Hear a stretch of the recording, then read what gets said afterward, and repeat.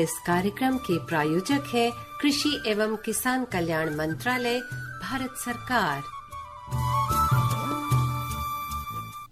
आकाशवाणी का FM gold channel सुन रहे हैं आप सभी 100.1 मेगाहर्ट्ज पर।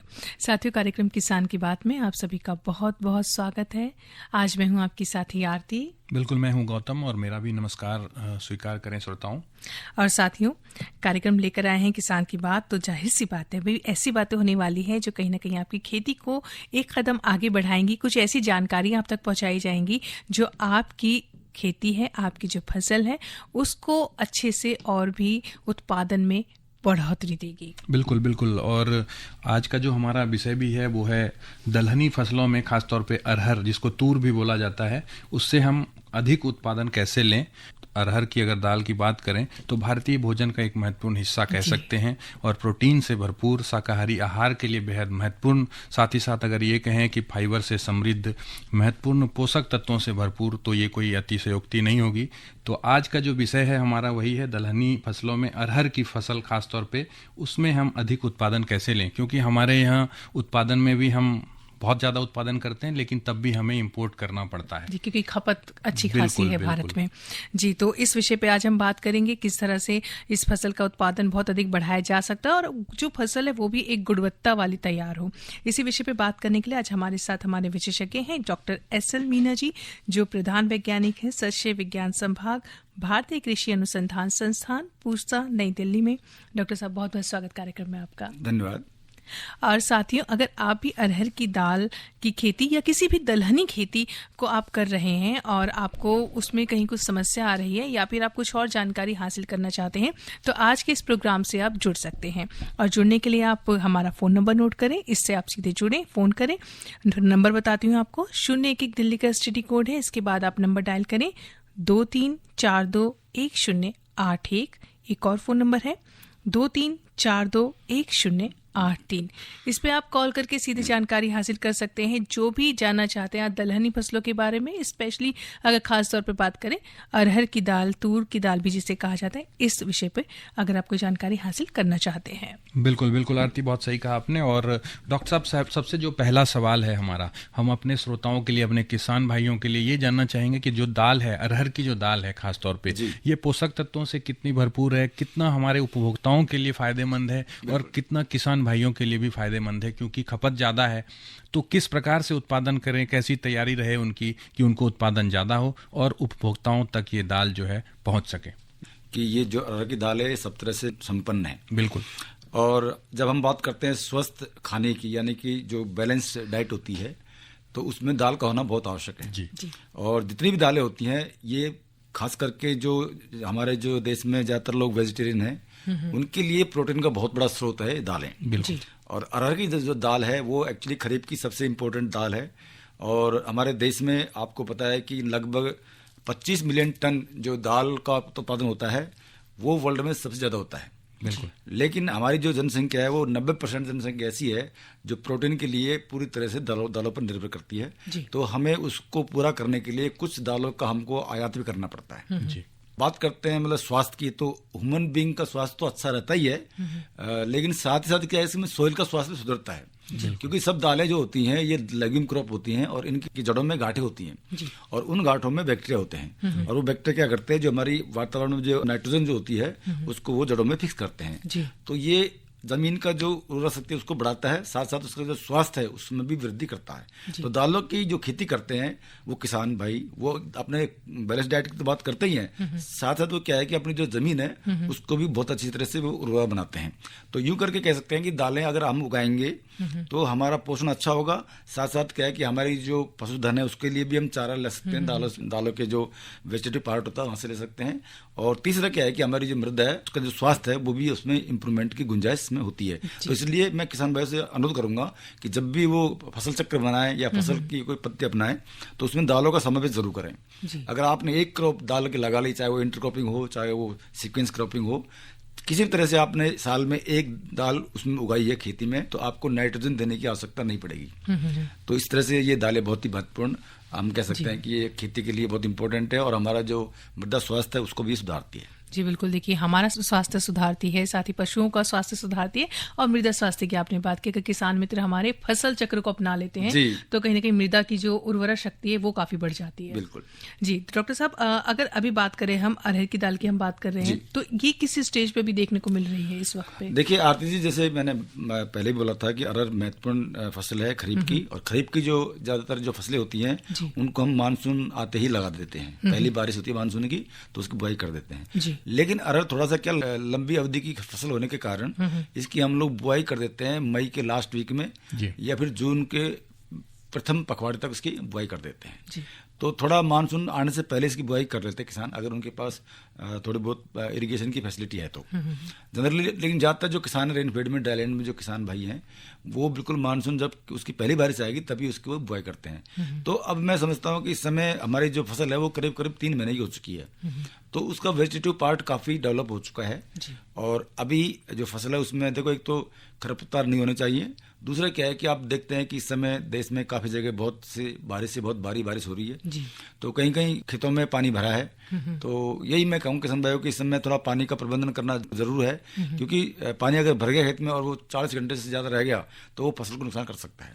तो इसलिए पानी का निकास जरूर करें, और जहाँ पे सूखा पड़ रहा है कहीं सपोज 15-20 दिन का अगर ड्राई स्पेल आ गया है तो वहाँ अगर किसान भाइयों ने जैसे बरसात के पानी को अगर कहीं स्टोर में कर रखा है तो उसकी उस भी कर सकते हैं। लेकिन ज़्यादातर मेरे ख्याल से इस समय पूरे देश में अच्छी बारिश हो रही है, तो पानी ज़्यादा है, इसलिए प्रबंधन करना जरूरी है, यानी कि पानी का निकास बहुत जरूरी है। निकासी के लिए कुछ खास आप टिप्स देना चाहें कि क्या क्या चीजें बहुत ध्यान में रखनी चाहिए? देखिए वैसे तो बंड बनाते हैं हम लोग चारों तरफ खेतों में, तो जैसे कि अगर चारों तरफ खेतों में बंड बनाई है और बंड की वजह से हमारा खेत भर गया है, तो कहीं ना कहीं जो सबसे नीचे वाला जो पोर्शन होता है फील्ड का, वहाँ हम एक कट लगा देते हैं। अच्छा। तो वो बिल्कुल सरफेस के पैरेलल नहीं लगाते हैं, थोड़ा सा अबो लगाते हैं, 6 इंच ऊपर लगाते हैं, जिससे क्या है कि हमारी जो सॉइल फर्टिलिटी है, यानी कि जो मृदा की जो वो शक्ति है वो उसका नाश ना हो, तो सिर्फ पानी बाहर निकले और जो सब पोषक तत्व है वो बाहर ना जाएं। तो इसलिए हमें ये देखना होगा कि किसी सबसे लोवेस्ट जो स्थान होगा खेत का, वहाँ का जो बंड होगा उसमें कट लाएंगे तो उससे पानी आप बाहर निकाल सकते हैं, और पानी को चैनल से कहीं दूर जाके किसी स्टोर में जाके आप स्टोर कर सकते हैं। तो इसके लिए हमने किसान भाइयों को पहले बोला कि आप वाटर हार्वेस्टिंग स्ट्रक्चर बनाइए। बिल्कुल। जैसे कि खेती आपके पास है, काफ़ी एरिया में आपका फील्ड है, तो ऊपर से देखें कि कहाँ से पानी आ रहा है और कहाँ जा रहा है। तो सबसे लोवेस्ट जो सबसे नीचे आउटलेट जो होता है वहाँ पे आप चाहे तो एक पॉन्ड बना सकते हो।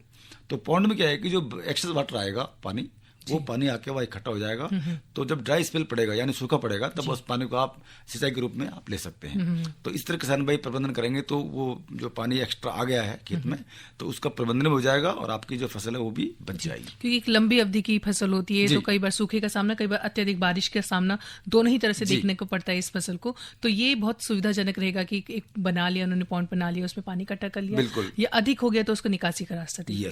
ज्यादा पानी होने के लिए उसमें आप पानी को इकट्ठा करेंगे और बाद में उसको काम में ले लेंगे। जी डॉक्टर साहब, ये तो बात हुई कि हमने अरहर की बात की, लेकिन दलहनी फसलों में बहुत सी हमारी फसलें आती हैं, तो ऐसी कौन कौन सी फसलें हैं जो अभी देखने को मिल रही हैं कि वो भी खड़ी हैं खेतों में, उनका भी ध्यान रखना बहुत जरूरी है? बिल्कुल बिल्कुल। देखिए पता है आपको, खरीफ का जो मौसम होता है इसको हम मानसून का मौसम बोलते हैं। तो मूंग है सबसे इम्पोर्टेंट, उसके बाद उड़द भी है और अरहर तो है ही है, और इस समय सोयाबीन जो तिलहनी फसल उसको हम बोलते हैं, वो भी उसका भी प्रोडक्शन इसी समय होता है, खरीफ में ही होता है। तो सोयाबीन, मूंग हो गया आपका, और आपका उड़द हो गया, अरहर हो गया, ये जो फसलें हैं ये आपको अभी खेतों में मिल जाएगी। राजमा भी कुछ जगह राजमा भी, लेकिन ज्यादातर उसको रबी में बोते हैं लोग खरीफ की वजह। लेकिन इस समय मूंग, उड़द और अरहर तीनों जो इम्पोर्टेंट दलहनी फसलें हैं उनकी बुआई खरीफ में की जाती है। उनकी जो उत्पादन है वो खरीफ में होता है, क्योंकि इनको थोड़ा सा हॉट क्लाइमेट चाहिए, हॉट और मॉइस्ट क्लाइमेट चाहिए। जी डॉक्टर साहब, अपने सभी साथियों को एक बार फिर से बता देते हैं, आज हम बात कर रहे हैं खासतौर पे दलहनी फसलों में जो अरहर की दाल है, तूर की दाल है, उसके लिए अधिक उत्पादन आप किस तरह से प्राप्त कर सकते हैं, या दलहनी फसलों का उत्पादन किस तरह से प्राप्त कर सकते हैं आप। हमारा फोन नंबर एक बार नोट कर लें आप, 0 दिल्ली का STD कोड है, इसके बाद नंबर डायल करें 23421081। एक और फोन नंबर है 23421083। हमारे साथ एक कॉलर जुड़े हैं, डॉक्टर साहब जान लेते हैं क्या वो पूछना चाह रहे हैं। जी। हेलो नमस्कार सर। नमस्कार जी डॉक्टर साहब। नमस्कार जी। मैं बुलंदशहर से बोल रहा हूँ, विजेंद्र। जी पूछिए। 10 बीघे अरहर की दाल बो रखी है जी, तो उसमें कीड़ा लग रहे हैं, उसमें क्या छिड़काव करा जाए, किस दवा का? अच्छा, कीड़ा मतलब गिडार टाइप है, कैसा है? दाल कोई भी फसल हो उसमें क्या होता है एक्चुअली कीड़ा का अटैक ज्यादा होता है, क्योंकि एक तो क्या है कि इनमें प्रोटीन बहुत ज्यादा होता है। तो प्रोटीन जहाँ होता है पौधे में भी होता है और इसके दाने में भी होता है, तो वहाँ पे क्या है कि जो हानिकारक कीट हैं उनका प्रकोप ज्यादा होता है जी। तो अभी जैसे बुलंदशहर से बोल रहे हैं विजेंद्र जी, तो इनके यहाँ 10 बीघा अरहर लगी हुई है। तो इसमें क्या है कि जो मुख्य रूप से जो इसमें जो कीट होता है वो एक तरह से कैटरपिलर टाइप होता है, अभी इस समय लगता है, वो जिसको हम बोलते हैं लट जी। वो लट आती है और वो लट क्या करती है, ये जो पत्ते हैं उनको खाती है, पत्ते को कुतरती है, फिर बाद में वो फूलों पर अटैक करती है। लेकिन अभी जो स्टेज है उसमें इनके यहाँ पे एक्चुअली वो कैटरपिलर का अटैक हो चुका है। तो उसके लिए मैं बता दूं, देखो वैसे तो अगर नहीं प्रकोप है तो मेरे ख्याल से केमिकल का इस्तेमाल नहीं करना चाहिए, लेकिन जाके देख लें फील्ड में कितने मात्रा में अगर वो लगाया कीट ज़्यादा मात्रा में लगाया तो बिल्कुल हम लोग रसायन का इस्तेमाल करेंगे। और रसायन में बहुत सारे हमारे कीटनाशी होते हैं, लेकिन सबसे महत्वपूर्ण जो कीटनाशी है वो है इमिडाक्लोप्रिड। इमिडाक्लोप्रिड जो है वो बहुत ही मतलब कारगर कीटनाशी है। तो उसका इस्तेमाल हम लोग क्या है कि 3 लीटर पानी में 1 ml की दवा डालते हैं, उस रेट से हम उसको कवर करेंगे। यानी कि हर बाल्टी में भरकर, जैसे 1 लीटर पानी भरा तो 3 लीटर पानी भरा तो उसमें 1 ml दवा डालेंगे। ऐसे करके उस रेशो से आप बड़ा घोल बना सकते हैं और पूरे एरिया को आप उसमें कवर कर सकते हैं। और कहीं कहीं आपने देखा होगा कि इस समय दीमक का प्रकोप भी होता है, लेकिन इस बार क्या है कि मौसम बारिश ज्यादा हुई थी, तो बारिश ज्यादा होने के कारण दीमक का प्रकोप कम नजर आया। लेकिन फिर भी अगर कहीं अपलैंड ड्राई एरियाज हैं जहाँ पानी ज्यादा नहीं बरसा होगा और वो सैंडी सॉइल्स है, मिट्टी ज्यादा बलुई दोमट है, तो वहाँ पे क्या है कि ये जो दीमक होती है इनका भी प्रकोप होता है। तो उसके लिए क्लोरोपायरिफोस दवा आती है, उसका किसान भाई इस्तेमाल कर सकते हैं और उसकी जो डोज होती है वो 5 ml पर लीटर पानी में मिला करके आप छिड़काव करेंगे तो कोई भी हानिकारक कीट उसमें बचेगा नहीं।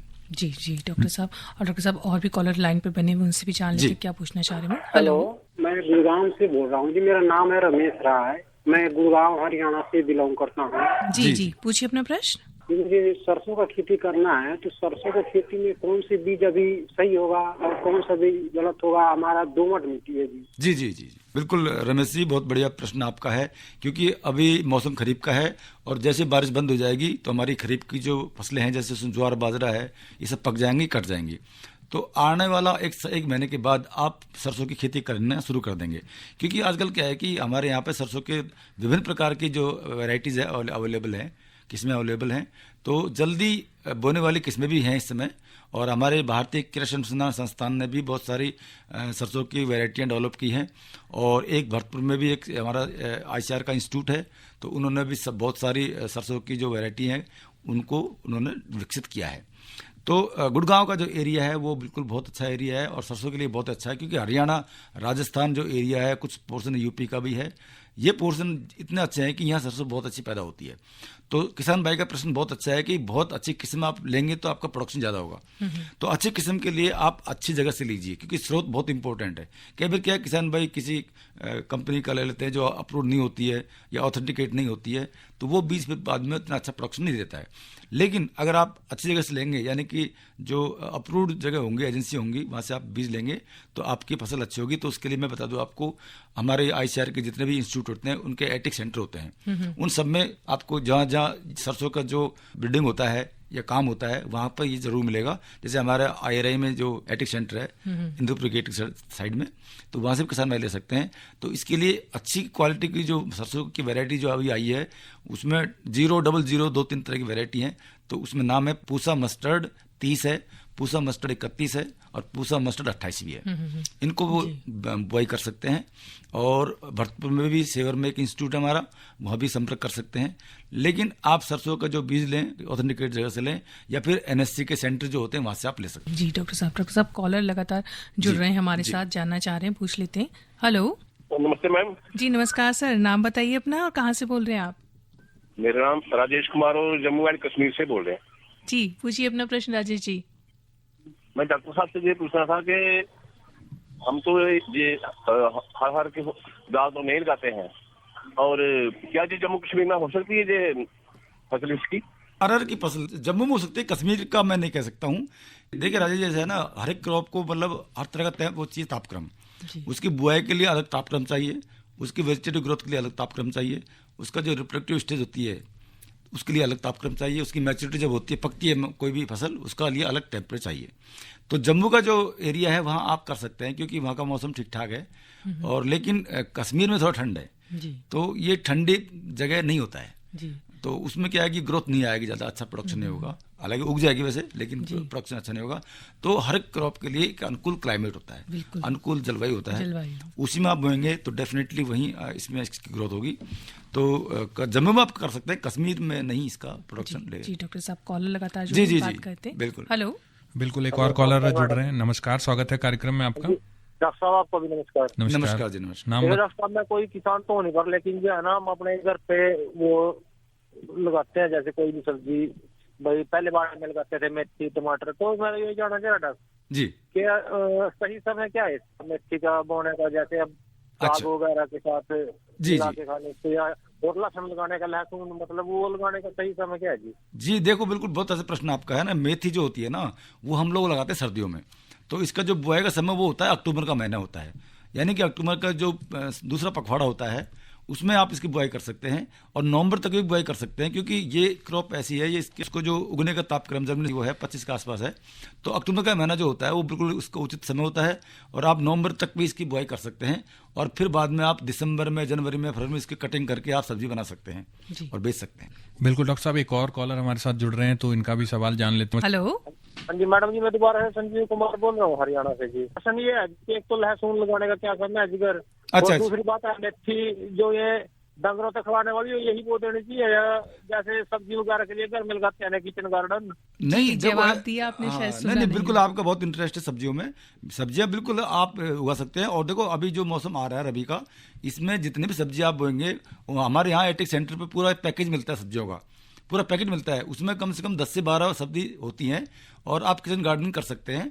और उसका जो उचित समय में रहता है आपको, कि हमारा जो सेकंड पखवाड़ा होता है अक्टूबर के महीने का, ये बिल्कुल अच्छी तरह से बिल्कुल सही समय होता है, इसलिए आप खेत की तैयारी कर लें, किचन गार्डन की तैयारी कर लें, और लहसुन वगैरह सब इसी समय बो जाएगा।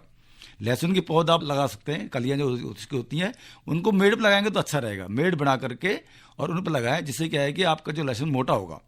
और मेथी है जो बिल्कुल प्लेन में लगाइए, कोई दिक्कत नहीं है, और लेकिन यह है कि मेथी में ज़्यादा पानी नहीं भरना चाहिए, ठीक है। तो इस समय आपको पूरा पैकेट मिलेगा, हमारे जो IRA का एटेक सेंटर है यहाँ से आप ले सकते हैं, ऑर्डर कर सकते हैं, और आपको ये मिल जाएगा।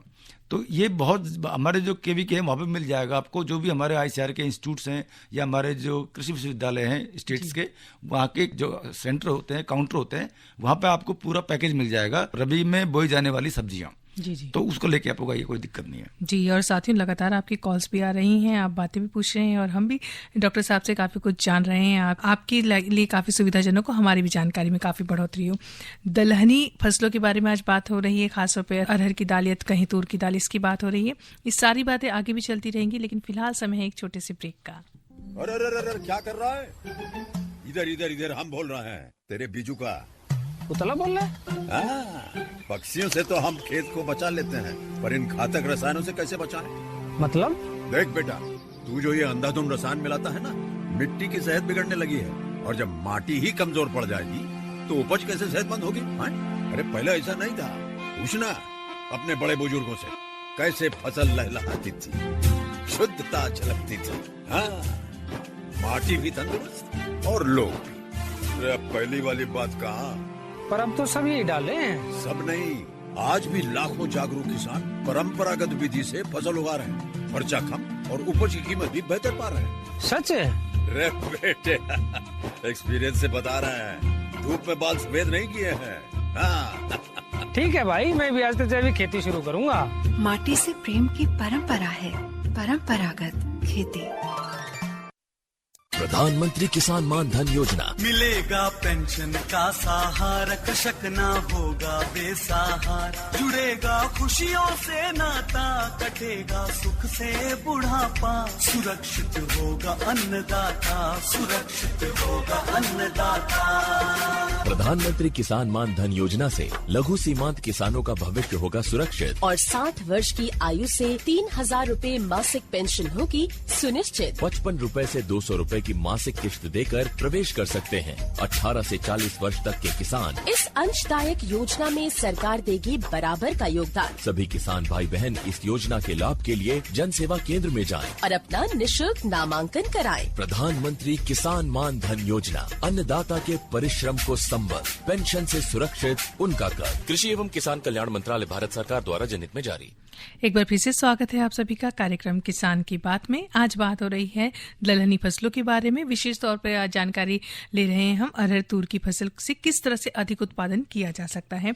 हमारे साथ हैं डॉक्टर एस.एल. मीना जी। और डॉक्टर साहब, जैसे कि लगातार हमारे कॉलर्स हमसे जानना चाह रहे हैं किसान कि इस विषय के बारे में, तो एक और जुड़े हुए हैं कॉलर, उनसे बात कर लेते हैं जी। हेलो जी, नमस्कार सर। नमस्ते जी, मैं दिनेश बोल रहा हूँ। अभी फिलहाल गुड़गांव से, पर मैं बुंदेलखंड का रहने वाला हूँ जी। मेरा सिर्फ डॉक्टर साहब से एक क्वेश्चन है, जो मैं ख्याल लाखों किसानों का भी है कि हम लोग क्या करते थे। मैं खेती तो नहीं करता, पिताजी करते हैं बहुत सारी जी। हम लोग क्या करते हैं डॉक्टर साहब की पिताजी भी हमारे भी, जैसे कोई भी फसल हो, उस फसल को जिसको हम बीज बोलते हैं, वो बीज उसी फसल का अगली साल के लिए संजो के रख लेते हैं जी जी। उसका फैक्टर मतलब दोबारा से खेती करने के लिए कितना अच्छा है, ये कृपा करके आप बताएंगे तो बहुत अच्छा रहेगा, क्योंकि बिल्कुल किसान की ना बहुत कॉस्ट बचती है। नहीं, बिल्कुल बिल्कुल। देखो, आपने अच्छा प्रश्न पूछा है। ये बात सही है कि हमारे पूर्वज ऐसे ही करते थे, लेकिन उस समय क्या था, एक्चुअली हमारे जो प्रोडक्शन था ना बीजों का, ये बहुत कम था, नए बीजों का। अब तो बहुत साइंटिफिक रिसर्च हो चुकी है, अब तरह तरह के बीज आ चुके हैं, हाई प्रोडक्शन यील्ड की वैरायटी आ चुकी है। तो कुछ फसलों में तो क्या आपको हमेशा सीड को रिप्लेस करना ही चाहिए। जैसे बाजरा है, बाजरा का हाइब्रिड हमेशा हर साल नया लेना चाहिए आपको। लेकिन मस्टर्ड है, उसमें आप रिपीट कर सकते हैं। दालें हैं, उसमें कर सकते हैं। लेकिन मैं तो कहता हूं कि जितने भी आप जो भी फसलें आ रही हैं, उन सबकी किस्में बहुत ही इम्प्रूव्ड हैं और वो उनका प्रोडक्शन लेवल ज़्यादा है जी। तो आप हर बार नया बीज बोएंगे तो अच्छी बात है, नहीं तो कोई बात नहीं। अगर नहीं आपको अवेलेबल है तो आप बिल्कुल जो दालें हैं और सरसों हैं और कई तरह की किस्में हैं, जैसे गेहूं हैं, उनका आप बिल्कुल वही बीज ले सकते हैं, 1-2 साल के बीज में ले सकते हैं, लेकिन लगातार वही बीज ना बोएं। अब तो बहुत सारे जो बीज हैं वो अवेलेबल हैं मार्केट में, और हमारे जो आईसीआर के इंस्टीट्यूशंस हैं उन्होंने भी बीज प्रोडक्शन का एक अलग से यूनिट खोल रखा है। हमारा आईआरए में तो हम बिल्कुल बासमती राइस का बहुत ज़्यादा प्रोडक्शन करते हैं, पूरे इंडिया में बेचते हैं, तो बहुत ज़्यादा बिकता है। यहाँ पे एटिक सेंटर बिकता है और हमारा सीड प्रोडक्शन इकाई है, तो वह भी होता है। तो हर एक इंस्टीट्यूट में इकाई है, तो वहाँ से आप बीज लेंगे तो अच्छी बात है। लेकिन इनका प्रश्न बहुत अच्छा है। बिल्कुल कुछ क्रॉप में आप ले सकते हैं, 2 साल के लिए ले सकते हैं, लेकिन हर बार नहीं कि उसी को हमेशा लगाते रहेंगे। कुछ इम्प्रूव्ड वैरायटी का आप इस्तेमाल कर सकते हैं। डॉक्टर साहब, जैसे ये अरहर की हम लोग बात कर रहे हैं, अरहर जो है बहुत लंबी अवधि की फसल मानी जाती है, तो किसान भाई उस दौरान अगर कुछ सहायक फसलों का उत्पादन ले लें तो उनकी आमदनी बढ़ सकती है और उनको 2 गुना फायदा हो सकता है। बिल्कुल, किन फसलों का चयन वो करें? बिल्कुल, बहुत अच्छा प्रश्न है गौतम जी आपका ये। हमने पहले भी किसान भाइयों को कई बार कहा है कि जब भी आप फसल करें तो उसमें एक तो क्रॉप चक्र यानी फसल चक्र अपनाएं और एक इंटरक्रॉपिंग जी सह फसलीकरण जिसे हम बोलते हैं, तो उसमें क्या है कि आपका ज़्यादा इनकम होगा।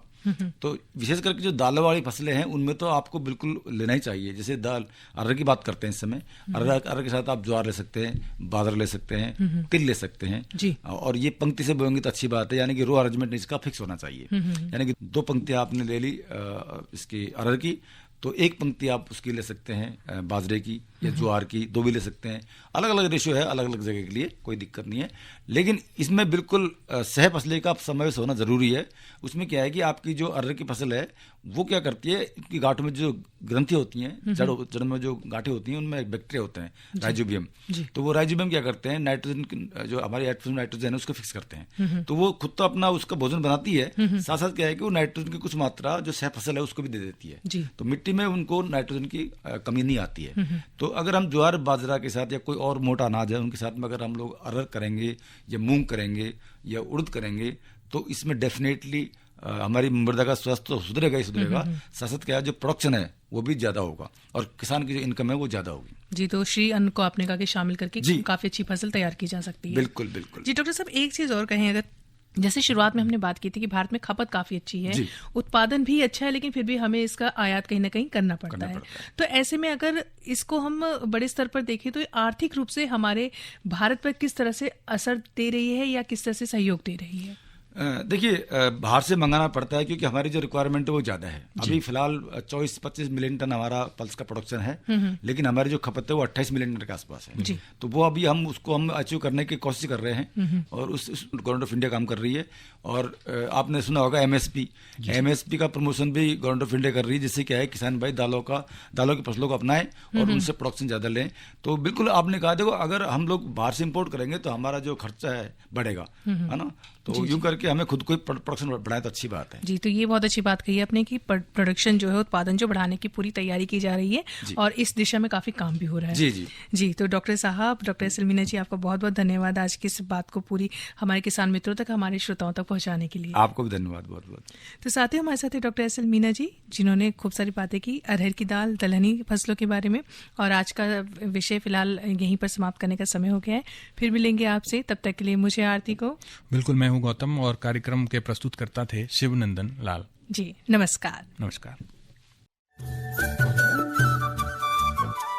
इस कार्यक्रम के प्रायोजक थे कृषि एवं किसान कल्याण मंत्रालय, भारत सरकार।